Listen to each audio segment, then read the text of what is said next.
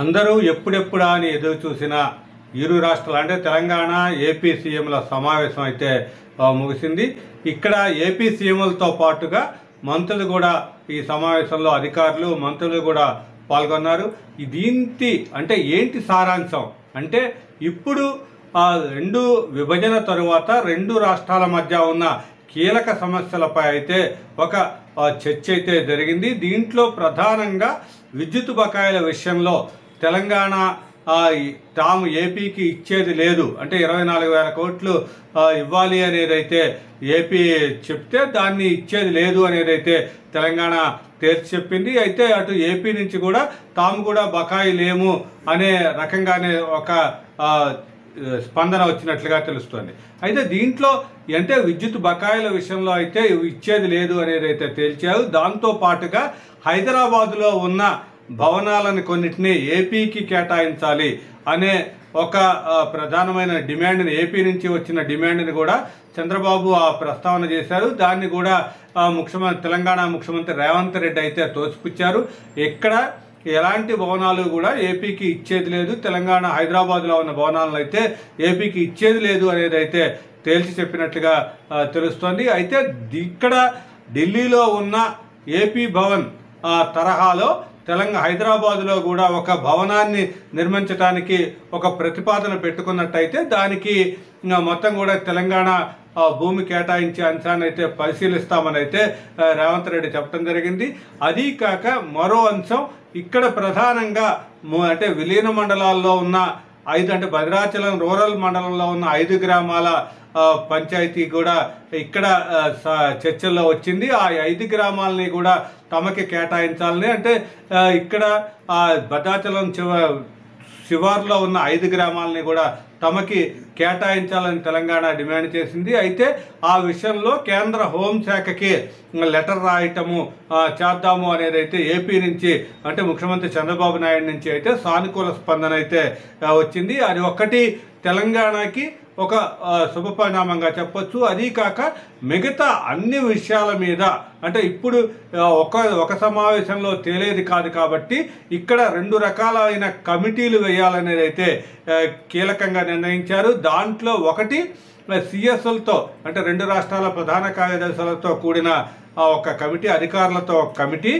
దాంతో పాటుగా ఇక్కడ దాంట్లో అధికారుల సమస్యలు పరిష్కారం కానీ వాటి కోసం మరో ఇరు రాష్ట్రాల మంత్రులతో కూడిన ఒక కమిటీ వేయాలని అయితే అంటే 2 కమిటీలు వేయాలని నిర్ణయించారు. దాంట్లో ముందుగా అధికారుల కమిటీ వేస్తారు. అధికారుల కమిటీలో మళ్ళీ 2 వారాల తర్వాత అధికారుల కమిటీ మళ్ళీ తిరిగి సమావేశమై మొత్తం కూడా చర్చిస్తుంది. అయితే ఇక్కడ దాంట్లో అధికారుల కమిటీలో చర్చకి వచ్చిన అంశాలు ఏదైనా కూడా పెండింగ్లో ఉంటే వాటి మీద మంత్రుల కమిటీ చర్చిస్తుంది.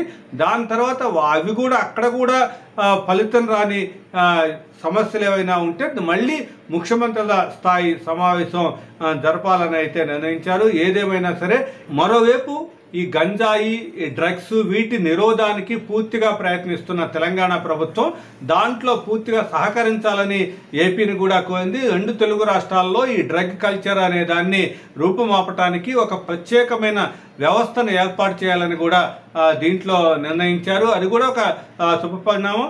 అయితే దీంట్లో మొత్తం కూడా సామరస్యపూర్వకంగానే చర్చలు జరిగాయి. ముందుగా చంద్రబాబు నాయుడు వచ్చినప్పుడు రేవంత్ రెడ్డితో పాటుగా మిగిలిన మంత్రులు ఉప ముఖ్యమంత్రి భట్టి విక్రమార్క కానీ తర్వాత శ్రీధర్ బాబు ఇతర మంత్రులు వీళ్ళు కూడా సాధారణంగా ఆహ్వానించడం జరిగింది.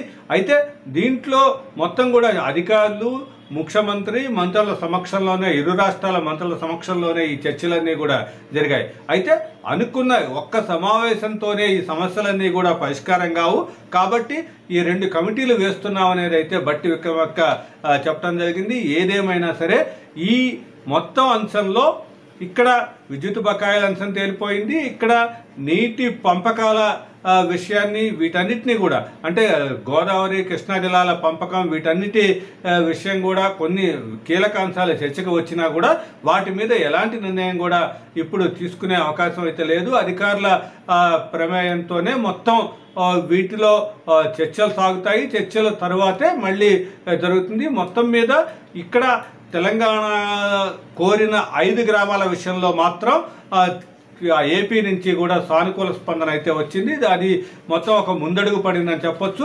ఏదేమైనా సరే ఈ ముఖ్యమంత్రి చంద్రబాబు నాయుడు, ఏపీ ముఖ్యమంత్రి చంద్రబాబు, తెలంగాణ ముఖ్యమంత్రి రేవంత్ రెడ్డిల మధ్య జరిగిన ఈ సమావేశం అయితే ఒక సహద్భావ వాతావరణంలో జరిగింది. దాన్ని అయితే పూర్తిగా అందరూ కూడా ఆహ్వానిస్తున్నారు. అయితే రేపటి నుంచి అంటే అధికారుల కమిటీ ఏం చర్చిస్తుంది ఏంటి అనేది అయితే ఇంకా తేలాల్సి ఉంది. ఏదేమైనా ఇక్కడ తెలంగాణలో అమలు చేస్తున్న ఉచిత బస్సులు, మహిళలకి ఉచిత బస్సుల విధానం కానీ, మూసి ప్రక్షాళన విధానాన్ని, వీటన్నిటిని గురించి కూడా చంద్రబాబు నాయుడు అడిగి తెలుసుకోవడం జరిగింది. ఎందుకంటే ఏపీలో కూడా ఈ ఉచిత బస్సు సౌకర్యాన్ని ఏర్పాటు కాబట్టి దాని వివరాలు కూడా తెలుసుకోవడం జరిగింది. మొత్తం మీద ఈ 2 రాష్ట్రాలకి కీలకంగా ఉన్న సమస్యలన్నీ కూడా ప్రస్తావనకి వచ్చినట్లుగా తెలుస్తోంది.